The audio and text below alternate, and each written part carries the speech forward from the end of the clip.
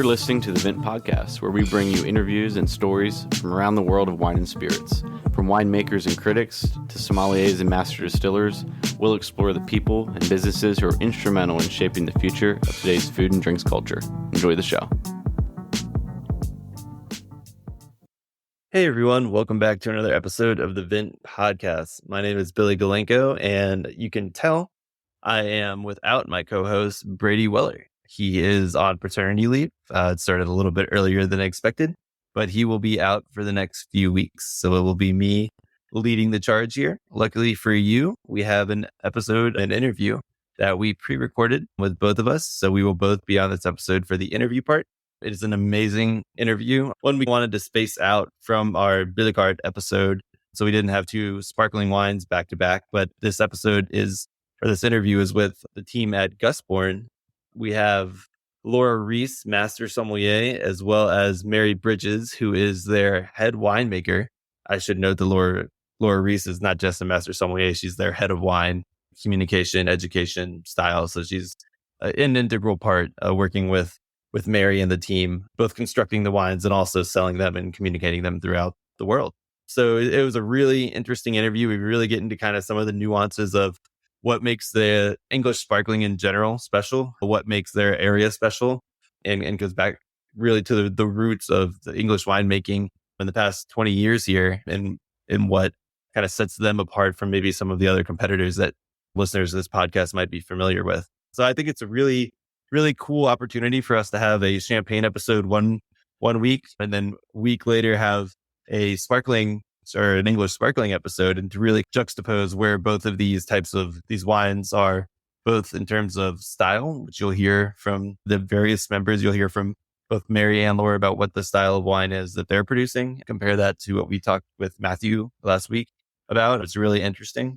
And also just the history, what they have to go on. A lot of the English sparkling, it's already so good, but then they're innovating by necessity. They're trying to find out what really works well, what makes the best wines. Whereas Matthew has had hundreds of years of family history that he's working with.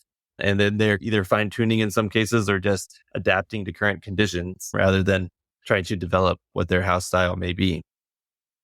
Something that people always want to talk about when they talk about English sparkling is it's a similar chalky soils, the same terroir that kind of flows through, goes under the English Channel and pops up again in Champagne.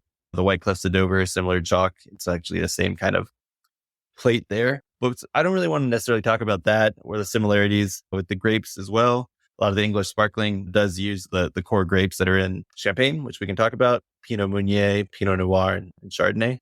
But something I found really interesting recently when I was listening to The Story of Wine by Hugh Johnson, which everybody on this podcast has probably heard me talk about a lot, is the fact that there is actually a tradition of winemaking in England, albeit stop and start over the years, but this is not a completely new concept, making wine in England. So I wanted to run everybody through a quick history of English wine. We'll keep it pretty brief, but just something I find really interesting and helps really set the stage for where we are in terms of, but also just a winemaking situation in England right now, not necessarily the UK as a whole. The main source that I'm going to reference for this will be the Oxford Companion to Wine. I have my beautiful copy and my autographs that Julia Harding was nice enough to send me from all of the editors. If you're checking out on YouTube, I have my little card here. But what's really interesting when I started diving into this after I heard about it and the story of wine is, so you first can trace wine culture, possibly winemaking back to Roman times. They found evidence of Vitis vinifera pollen. They found amphora that are used to transport wine. They found some vessels that are used to consume wine. They've also found some seeds. This all dates back to Roman times, but it comes and goes. So a lot of people think it was just wine that was imported, or possibly the seeds came from raisins that were consumed. But I think it's really interesting to picture a group of a whole country, a culture being introduced to wine for the first time. And then over time, it slowly evolved. And in 731 is when we get the first concrete evidence of winemaking in England. There was a blurb that says, it was describing Britain as a region. It says it's rich in grain, timber. It has good pasturage for cattle and draft animals and wines. are cultivated in various localities. So basically, wine is getting a shout out up there with other very important things of 731, including grain, timber, cattle, and then wine. So it's interesting that it's already progressing to this point of notoriety in 731. Over time, it continued to blossom. By the time that William the Conqueror had his Doomsday Book, I think it's pronounced Doomsday, it's spelled like Domesday. In 1086, there were 38 recorded vineyards in England at that time, and 12 of them were owned by monasteries. So that was interesting to me that 26 were completely secular vineyards. It was just like any other farm, a money making, a trading opportunity. And what's also interesting to me is in the 1960s, they had 40 vineyards in England again. So it's interesting that they had the same number of vineyards in 1086 as they did in 1960. That's not to say that it didn't progress past that in the Middle Ages. Moving forward a little bit more, wine growing continued to evolve under the Normans. It continued to grow. They also probably had wine imports coming in from France. And according to the Oxford Companion, it was really the growth, the heyday of winemaking in England was the 11th century, ending abruptly in the 14th century. And they called this the long, warm summer. Basically, these were perfect climate conditions, and grapes continued to grow, and the vineyards continued to, multiply. But then in the 1300s, the climate started to change. The Black Death came, killed about a third of the population. So that kind of put a damper both on the people who were available to work the vineyards, but also the people who were buying the wines at the same time. Also in the 1300s, Henry II married Eleanor of Aquitaine, which gave him ownership of Gascony, which is basically the area around Bordeaux. So England as a whole got more access to more international wines, and that basically, along with King John granting the citizens of Bordeaux even more rights, it started kickstarting what will become a kind of a British tradition of importing wines. So it started out with their ownership of Bordeaux for an extended period of time, and then it also continued with their relationships with Portugal and with Spain, and bringing in wines from various regions, even beyond that too, and further in the Mediterranean. So as England grew as a wine importer, their citizens' thirst for wine didn't really fade. It was more just they were getting ready access to quality wines from around the world. So it was deterring any local market from trying to compete with that. But so fast forward hundreds of years, there is a little bit of grape growing in the 1700s, 1800s. But if we want to fast forward all the way to like the modern wine tradition, get to where we're going here with the English sparkling, it was really after 1945, after World War II, the vines started growing in earnest again, started being planted. It was more of a burgeoning industry. Like I said, by 1960, there were 40 vineyards. And then again, today, modern times, there's over 800 officially recorded vineyards right now. And there's 191 wineries located in the southern counties. So there's been immense growth since the 60s, only 40, to basically modern times of 800 different vineyards. And what's really been interesting to me, which I didn't know until kind of reading more into this before this episode, was the varieties that are planted in England. It started out more not what you would think. Right now, you're thinking English sparkling. So you're thinking Pinot Meunier, Pinot Noir, Chardonnay, cool climate varieties. But they were really leaning into these kind of German varieties, German like crosses, German hybrids. A few of the varieties that were grown in Müller-Thurgau, Reichsteiner, Huxelrebe, Schoninger, and then Bacchus and Seyval Blanc. Bacchus and Seyval Blanc are still two of the top grown grapes for still wines in the UK, but they are basically more and more being pulled up, replaced by Chardonnay, Pinot Noir, and Pinot Meunier. I think I'll have to find the exact statistic in here, but I believe that they were saying that almost half of all vineyards in England are now made up of Chardonnay, Pinot Noir, and Pinot Meunier. So they've replaced some of these German hybrids, some of these varieties that were maybe planted because of their ability to handle a tougher climate, their ability to produce yields. That all said, England still produces pretty small yields as a whole. The climate's warming up to the point where they're able to really get these varieties expressive and ripe. And it's like a perfect combination for a beautiful sparkling wine. So that was a long intro. Sorry, I get a little excited about history and wine, like telling the full story, but I think it's really interesting for you to understand where England has been there's a culture of wine consumption, wine appreciation in England as a whole. And now they're finally the wine capital of the world, the hub of the world wine trade is finally now able to grow the wines that they're basically competing with some of these top wine regions around the world. And some of their top wines, like Gusbourne, which we'll talk about today, is right up there with some of the best sparkling wine that you can find. So in this interview, again, we're really excited to have Mary Bridges, head winemaker, and Laura Reese, head of wine. We cover a wide range of topics. We talk about their portfolio. We talk about the different styles, the different experimenting, how they're competing in the US, their focus of bringing wines into the US. So these wines are findable here in the US. I believe we also have some on the vet marketplace. And yeah, I hope you guys just learn a lot. I hope if you haven't heard of English sparkling, you're intrigued and go find some Gusbourne. And if you have, I hope you will learn more about their whole portfolio. And then if you're anything like me, you'll be excited to also go visit the vineyard because it sounds like they have a lot of really special bottlings that you can only get if you go to their cellar door. So without any further ado, here is the team from Gusbourne.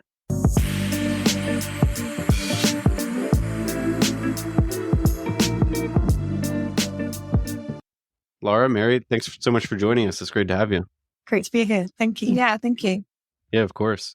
Billy and I have talked extensively on our podcast, maybe not with a ton of knowledge about what's going on in the ground, but in terms of our interest in English sparkling and the project that has really been happening there. You can tell us the history and legacy of it a bit, but certainly gaining more global prominence and interest in the US, and your brand is at the forefront of that.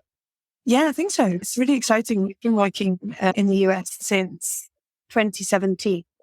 We're delighted to be present in the market and also to be able to spend some time out there. It's lovely to come out and to meet everyone and to show the wines. Yeah, it's a really exciting market for us. Yeah, Laura, maybe you can just give a kind of brief rundown of what you do at Gusbourne, what your interaction is like with the US market and the global market. And then we'll kick it over to Mary and can hear about her journey to being winemaker. Yeah, sure. My name's Laura, of course, and I'm head of wine at Gusbourne. And a lot of my role really sees me interacting with our export markets and especially places like the US in terms of supporting and visiting the market and speaking not only to our distributor, but also to a lot of retailers, sommeliers, consumers as well. And talking about Gusbourne, but also I think a little bit about English sparkling wine as well, because so often I think people, gosh, do you know what? People in the north of England are not entirely sure sometimes what's happening in the south of England in terms of English wine. So it's really exciting to show what's happening, I think, in the vineyards over here. So that's a lot of what I do for Gusbourne. And then I also work with our UK sales teams. And then I also work with the winemaking team at various parts of the year as well. Yeah, Laura joins for lots of our blending and wine grading, any big tasting that we have. We always have Laura's expert palate join us too. Yeah. And in terms of the US, we're delighted to be represented in a large part of it, I think, in most states, without listing them all. but we work mostly with, I suppose, as we do in the UK, great retailers and wine shops and bottle shops, and also with some of the top sommeliers as well. It's a real pleasure and a privilege to show these wines, and often we'll be in market probably, I don't know, once or twice or three times a year, depending, depending how often we're let in. And Mary, maybe give us a sense of your journey into being able to step into a role as winemaker, both just in your wine education, but also at Gusbourne. Yeah, so I had a hospitality background, but then in about 2007, had a bit of a change of heart about what I wanted to do. I always loved the wine element of what I did, but just wanted to learn more and maybe do something a bit more practical, a bit more hands-on with it. So I enrolled at Plumpton College, which is our wine school in the UK, and did a BSc in viticulture and enology. And through that journey, ended up at Gusbourne for the 2018 harvest, which was an amazing UK harvest. It was maybe one of those moments where the whole industry was like, yeah, we're really doing this. And it was just a great moment to join Gusbourne. And then finished off my degree working part-time with Gusbourne too. And as I finished my studies, I worked my way up through the team and took on an enologist role and was working quite closely with our ex-head winemaker in a lot of the technical laboratory-based sort of stuff, the real sciencey, geeky, techie stuff, which I absolutely love still. And that's kind of how I ended up last year being given the head winemaker role. So it's just been a slow progression up through, well, actually quite a quick progression up through the company to the head winemaker role. Yeah, I was going to say that's very fast. I think it's great to learn about you guys, like your roles and your backgrounds. I'd love to hear, maybe for our listeners' sake, a little bit more about English sparkling, like where it's been and where it's come from in the past, maybe like 20, 30 years. I think like you were saying, that kind of really aha moment that's really, I feel like it's really clicked in this past 5 years or so. I would love to hear about that progression and then where Gusbourne, kind of the history there behind the producer. I think it's amazing to see what's happened in the industry in the last 20 years. It's been unbelievable. And I've been at Gusbourne for nearly 10 years now. And just to see what's happened at Gusbourne, but also in the industry as a whole during that time is amazing. But also I was a sommelier for a long time beforehand. And I can remember in the early 2000s, looking at English wine and thinking, gosh, there's something so exciting here. But there were just a few producers and it was hard. It was hard in many respects to find producers or to list producers on wine lists and to try and get any kind of education, I would say, really, in many respects about the industry. So it was a totally different industry that we find ourselves in now. But I think it's due in many ways to some amazing pioneers and a lot of dedication and passion. And I think bravery as well for a huge amount of producers that in the sense of investing in the south of the UK, but primarily the south, but there's other areas as well. But I think if you look at what happens now and go to a tasting of English wines and English sparkling wines and still wines as well, even if sparkling really is the main part of what we produce in the UK, there's some really, really wonderful examples of amazing sparkling wines being produced. And I think it's going to be really exciting to see what happens in the next 20 years as well. Yeah. And I think we're still a really young industry and a really exciting industry, but we've learned an awful lot in definitely the last 10 years, I feel. And quality has come on leaps and bounds, precision in every element, whether it's vineyard or winery, it's really evolved. And to the point now where come harvest, we have people from Australia, New Zealand, to the States. They want to come and learn how to make quality sparkling wine with us here because it now occurs to them that that's something they should be doing if they really want to learn the best. So that just shows how far we've come in that time.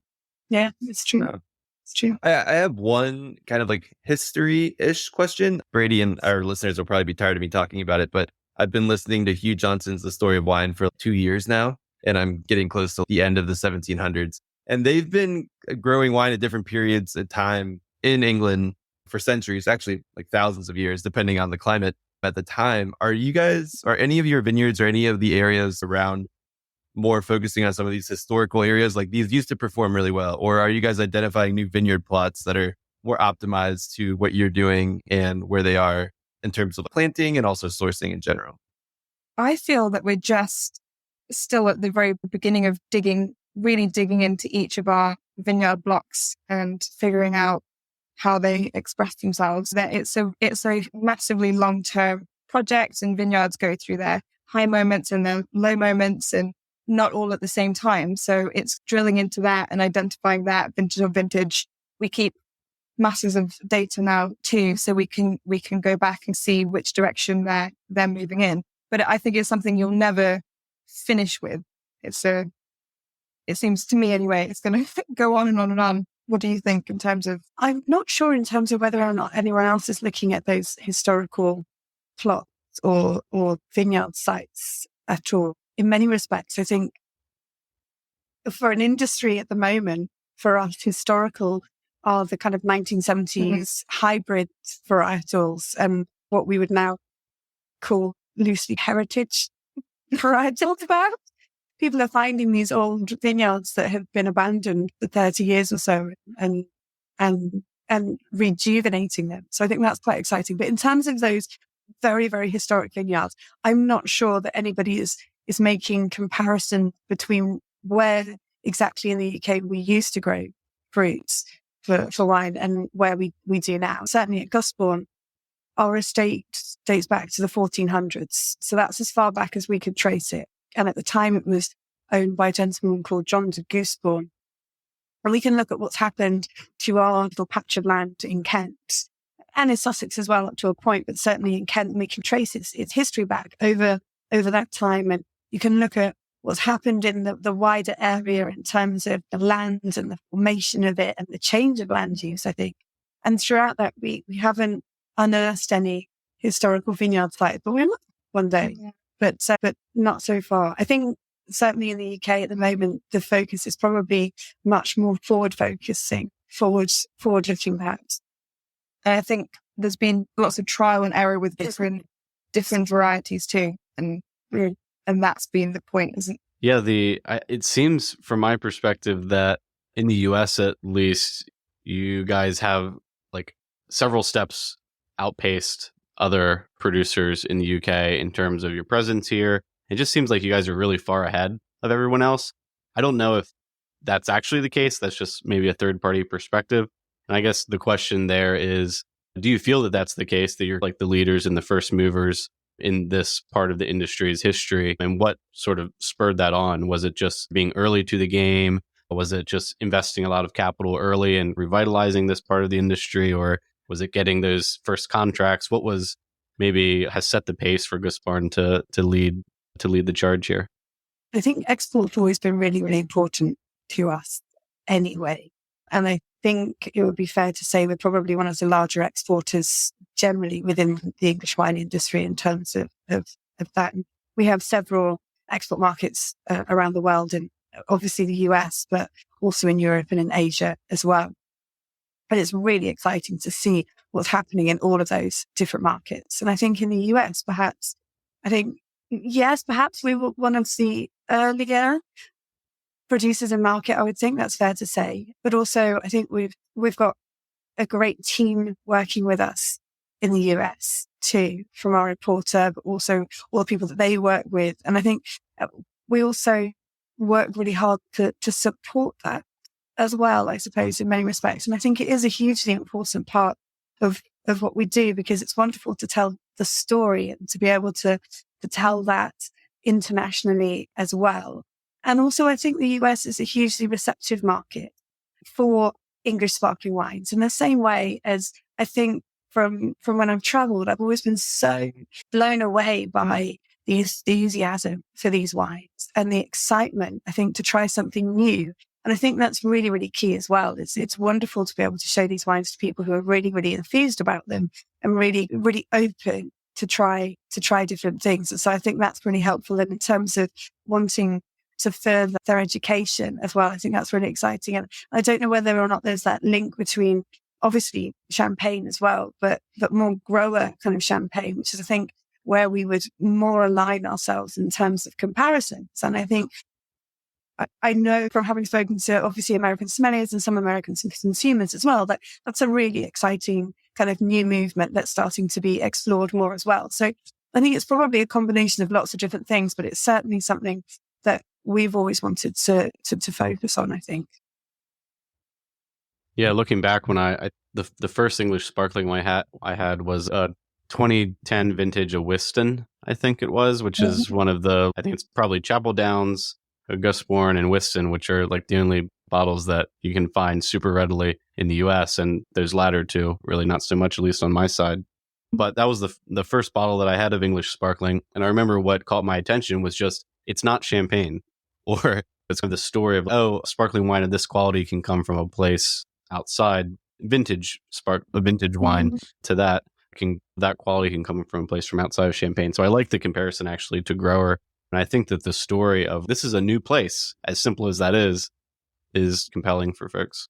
I think so. And it's compounded as well in terms of the way that we produce the wines. And yes, we're single vintage, and yes, we're fully estate fruit, and it's all about that kind of attention to detail. And we can host tastings and really dig down into sometimes those single vineyard plots. I remember doing a tasting with a couple of our single vineyard wines last year in New York, and I did one in Las Vegas as well for some sommeliers. And it was amazing to be able to chat to them about some of these tiny bottlings that we had. And I remember we sent them over, especially for the tasting.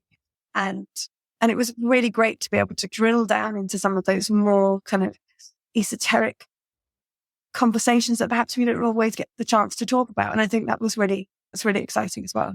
It's great to be able to show when we're in our base wine gradings and tastings and blending sessions. It's nice to pull out these little single vineyard plots and do a separate bottling. Exactly for that reason. It's as close as we can get the consumer to what we're finding and what we're getting really excited about, and also how great they are on their own. But when you pull them together, how amazing a blend can be. So I really believe that the UK at the moment is one of the most exciting places in the world to be making wine, because so much of it is still so new. Can you guys talk a little bit more about the range that you guys have? I know it's focused on vintage, but you're talking about like single vineyard, the blends. I know you have a prestige cuvee that like references the latitude. Can you talk about just a little bit of the portfolio? Yes, certainly in terms of what's most readily available in the US. And we have our Brut Reserve, which is a classic blend of Chardonnay, Pinot Noir, Pinot Meunier. We have Blanc de Blanc, which is all about that kind of classic, super pure, very minimal style of Chardonnay and expressing that.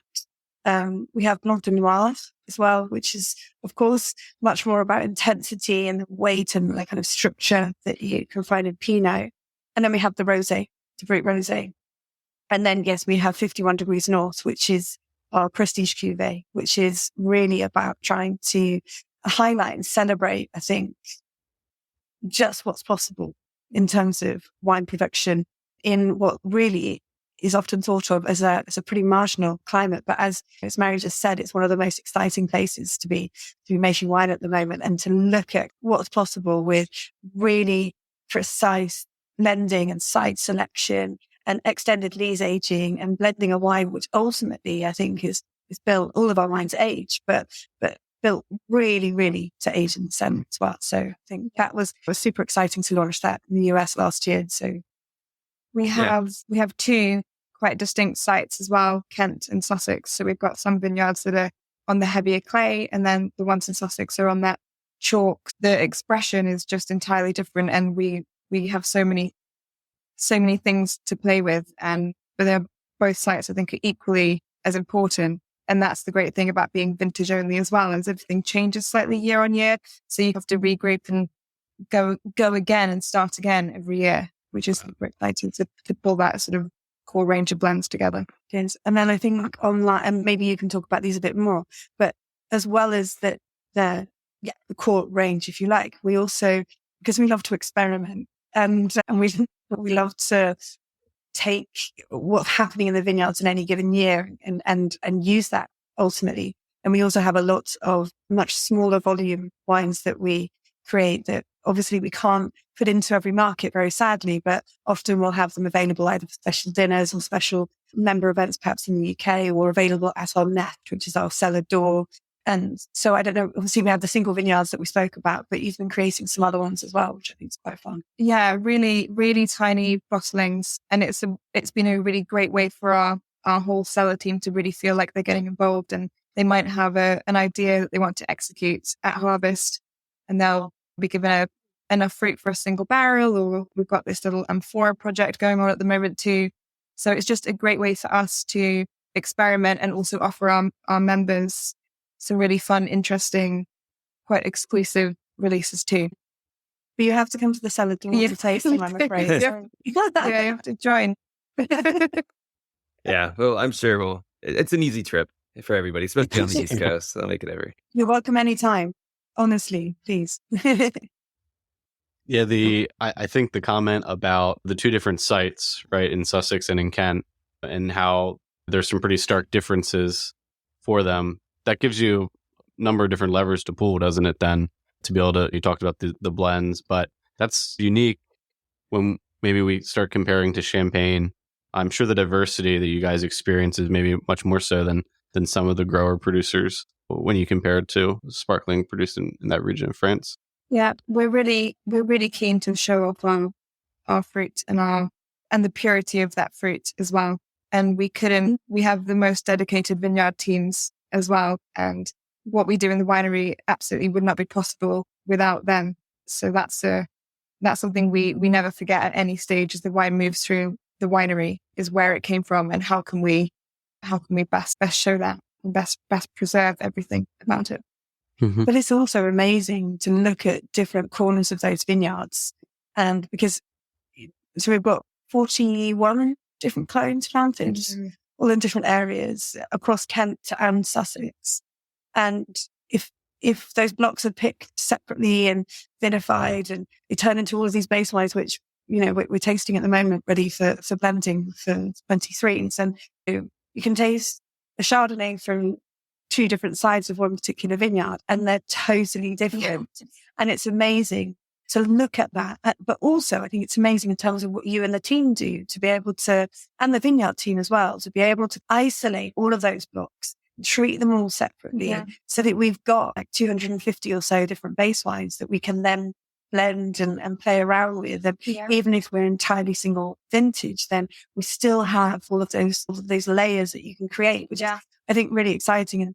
And I think it's at that point that I think it all starts to come together, which is really, really amazing. Yeah.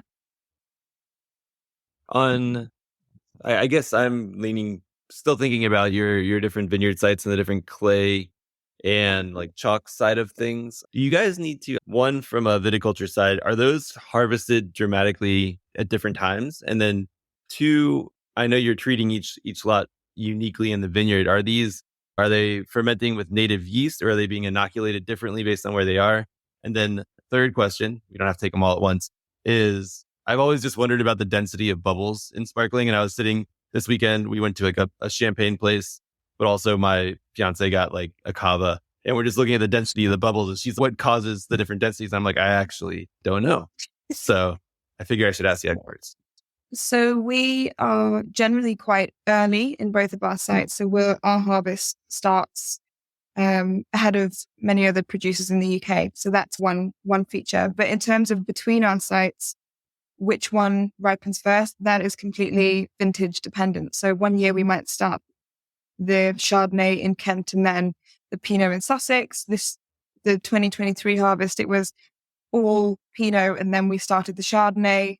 So it really does depend on a number of factors. There was a really cold wind that blew through the Kent vineyards last year, but Sussex didn't get it. So that kind of put them 10 days ahead for most of the season, and then something else happened and it went the other way. So it's you can't ask, you don't know until you get to harvest what's going to happen. Are you mainly picking on like a target sugar level or acid level, or is it you looking at phenolics too, even though that's not as big of an impact in sparkling?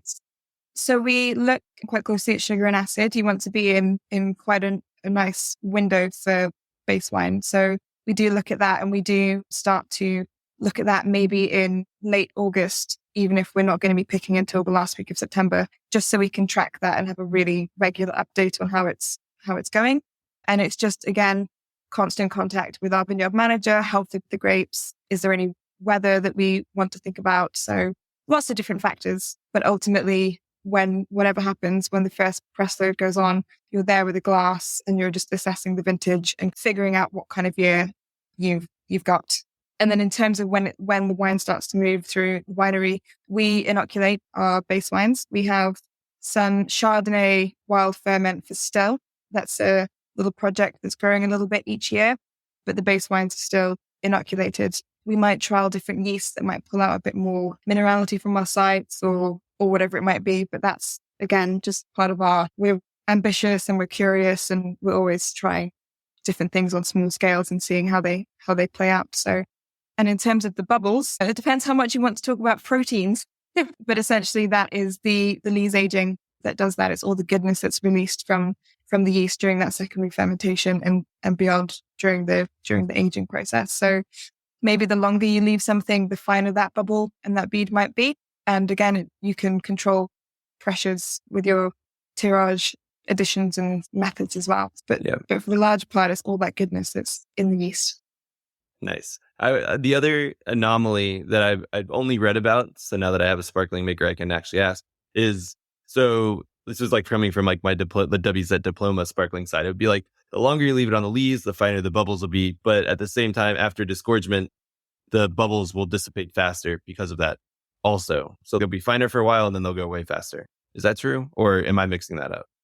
So if they, at the point of disgorging, you lose like a little bit of pressure through that process, but that shouldn't affect the mousse. If you've got that really fine bead through extended aging, you'll still have that.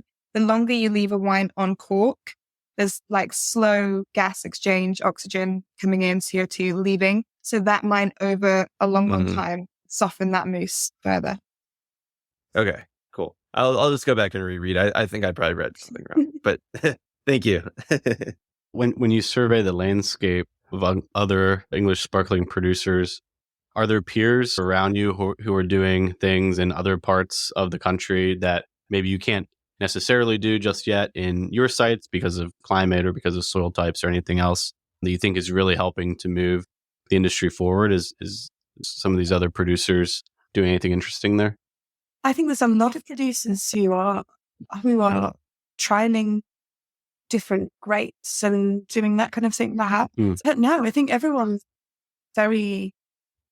We think of ourselves perhaps in some respects as very experimental, but I guess a lot of people are trying lots of different things as well. I'm not sure who else is doing so much in terms of single vineyards and that kind of thing, whether or not there's some more experimentation going there. I know that for us, we're very, very much focused on Chardonnay, Pinot Noir, Pinot Meunier within our vineyards.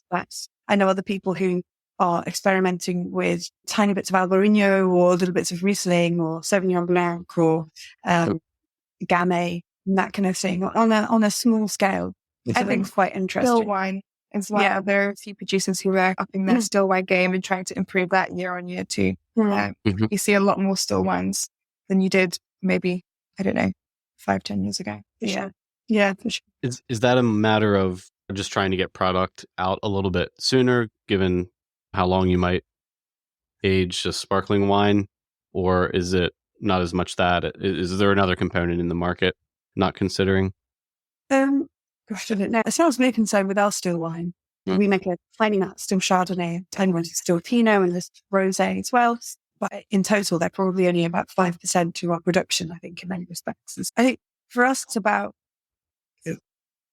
pushing what's possible in the vineyards in many respects, and also really showcasing the quality of fruit, especially for Pinot and Chardonnay, that we can get from our vineyard sites. And we have to be very site specific in that sense, but perhaps that's where that's coming from. And then for other people, I don't know whether or not it really is just that kind of pioneering experimental spirit where we just want to see what's possible in the UK. And it's been such a young industry in that sense that everybody's just trying to work out what is possible from different parts of vineyard land as well. Yeah, I think. Definitely. And also, I suppose, I don't know. I think it is just that experimental pioneering thing. Sure. Yeah, no, and I'm sure that you guys in particular have a little bit more bandwidth to be able to do some of that experimentation just because of your success and maybe some more of those resources and history to be able to experiment with more things maybe than a really small producer that's just coming up, of course. What can someone expect if they come to the state in Kent to visit? What's that experience like for folks who come in traveling? And I'm sure you see a lot of US tourists who come out to see you guys as well. Yeah, what can someone expect when they come out to spend the day with y'all? Well, we have a public footpath that runs straight through our vineyards, which is called the Saxon Shoreway. And it's basically where the old shoreline used to come up into. And so parts of our vineyard land would at some point have been underwater, which is another story for another day. But it means that anyone can have access to our vineyards really in many senses. And so you can just turn up, come for a wander and have a glass of wine if you'd like. But we also do a whole set of either kind of set tours, which can include lunch as well. And we have a wonderful chef who works really, really, really closely with local and seasonal ingredients and matches a lot of really exciting dishes to the wines, which is really fun. So you can have a tour and a tasting and lunch. And we have different tours as well. And then we also do some wonderful kind of one-off event, maybe showcasing particular verticals. So we have a Pinot Noir exploration event coming up soon. We have one of our old vintages masterclasses coming this weekend, which is pretty exciting. So we get to open some 06s and some 08s, which we never, ever get the chance to do. So that's really exciting. So you can tell how excited I am about that. And so there's always something really interesting going on. And it doesn't matter really what time of year you come. There's either something really interesting happening in the winery or in the vineyards, and you can have a wander and have a picnic. Where we do picnics in the summer as well, so you can work and take a picnic too, which is lovely. So yeah, there's a lot that you can do in that sense. And we're only an hour from London, which is great. It's a fast 40-minute train ride and then 15 minutes in a taxi. So it's really easy. And we quite often will find that people will be staying in London, or they might be transiting through London as well. And they'll spend a couple of days and then have a day in London, come down to Kent and come back and then go on to wherever they were going, which is lovely. So it's pretty doable.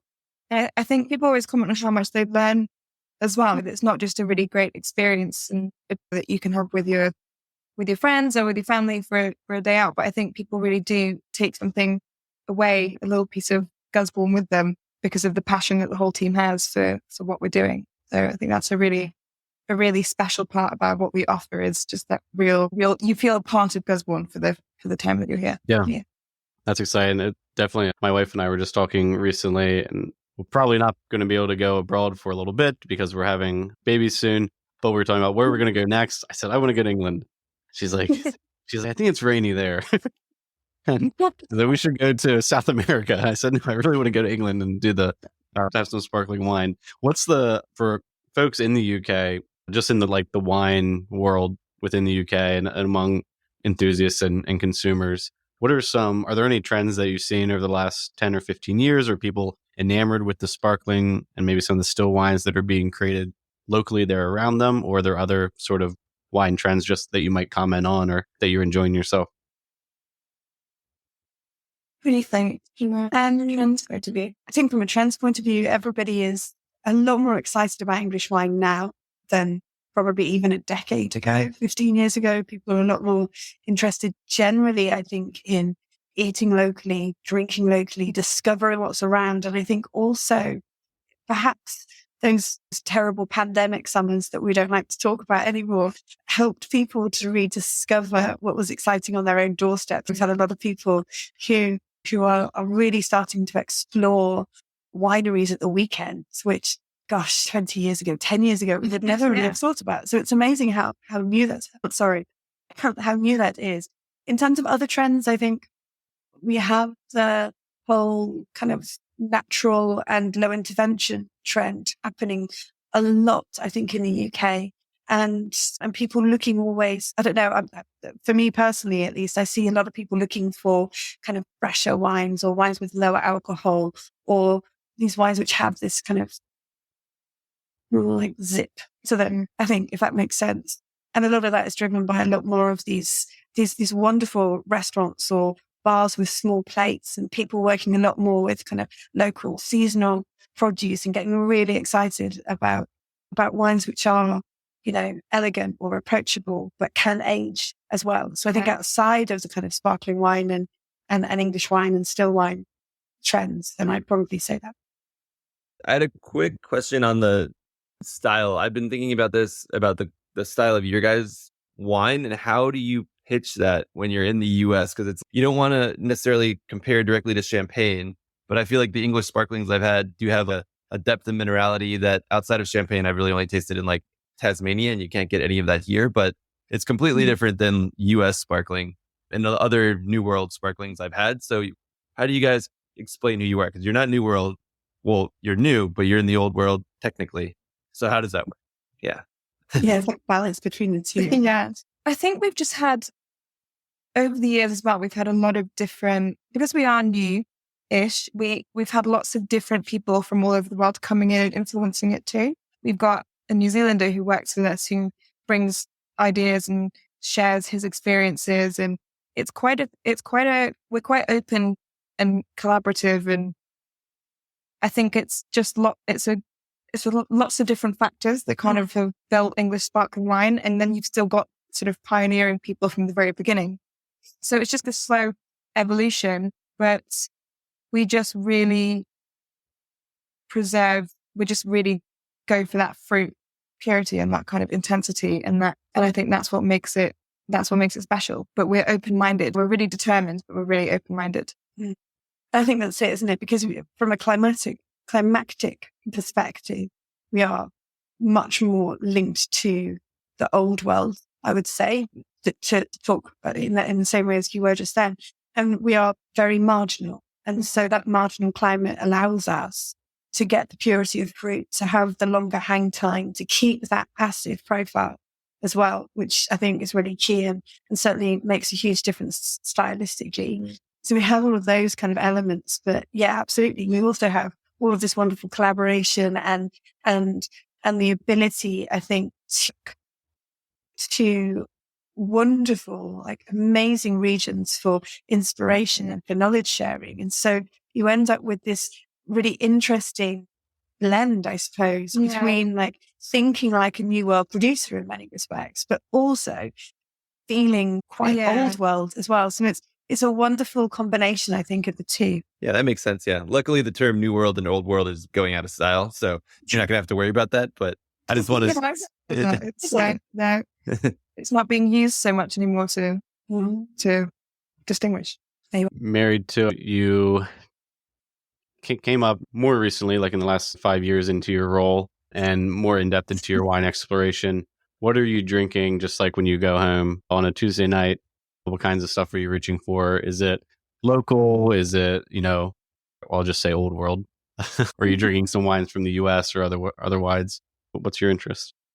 Well, I go through complete phases with it. At the moment, I've got a sort of Northern Rhone and Syrah thing going on. I guess going through the winter, you want something a bit cozier. But I'm also in the summer a big fan of a nice spritzy Vineyard Verde on the deck at the house.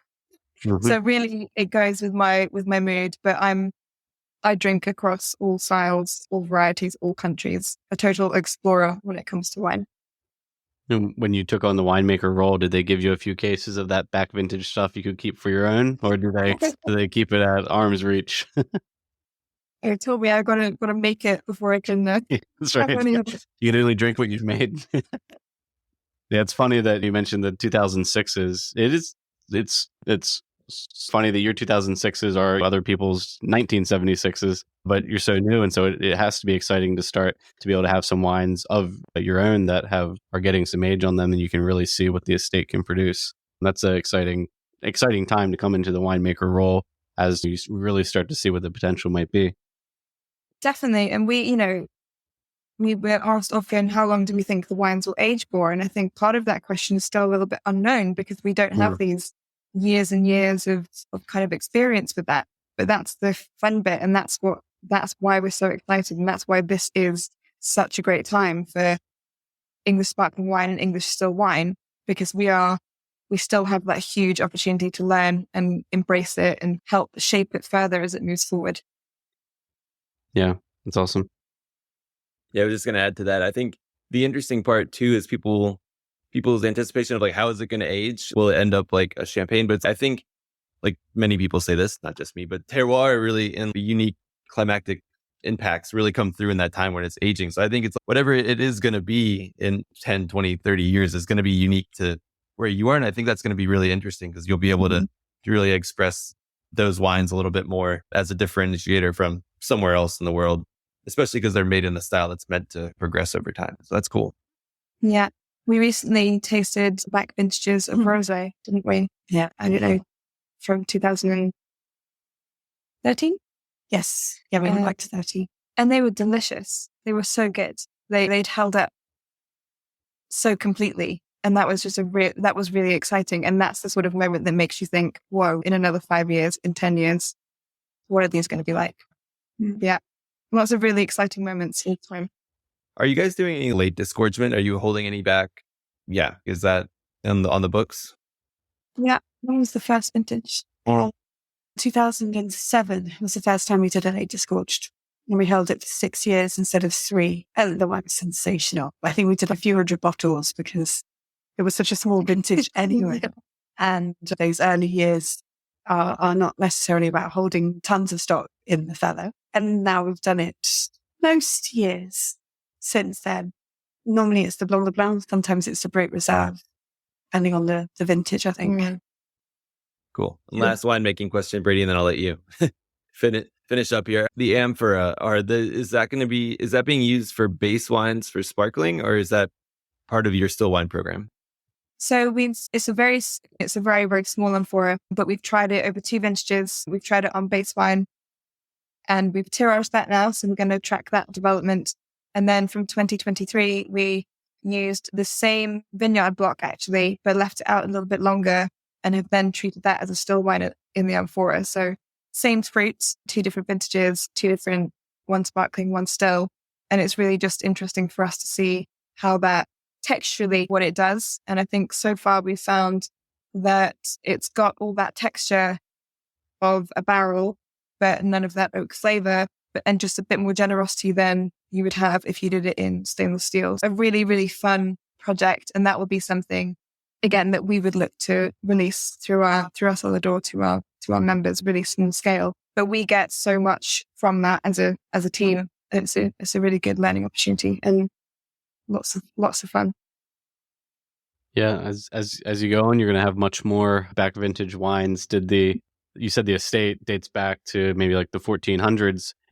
Did you have a dug cellar somewhere on the estate? Do you have an underground place to age these wines for the next 6 decades?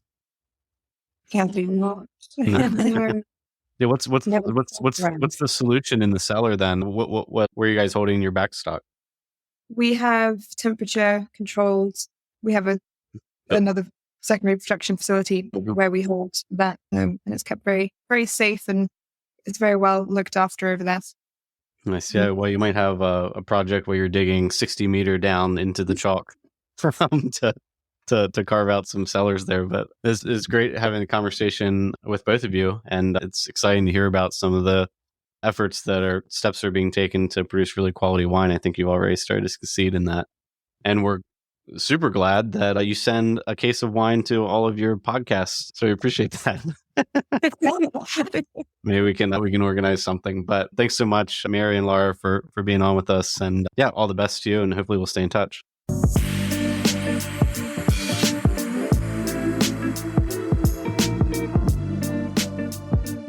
All right. That was our interview with Laura Reese and Mary Bridges of Gusbourne. I hope everybody enjoyed it.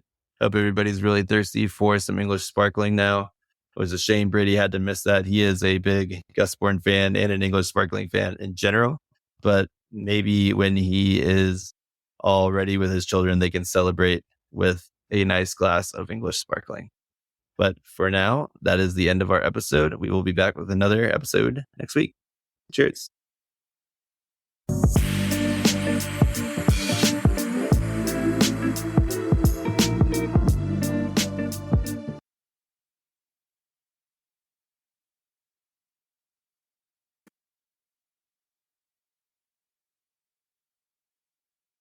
To check out our current offerings and to sign up for the Vint platform, find us at www.vint.co. That's www.vint.co. For questions, comments, or feedback on the Vint podcast, please email us at support@vint.co. Vint and VV Markets are offering securities pursuant to Regulation A. Our offering circular as amended can be found on the SEC website. Past performance is no guarantee of future results. Investments such as those on the Vint platform are speculative and involve substantial risks to consider before investing. We may provide communication that may contain certain forward-looking statements that are subject to various risks and uncertainties. Information provided in any communications, including this podcast, is not legal, business, or tax advice. All prospective investors should consult a legal, tax, or business advisor concerning the subject matter of any communications and any offering.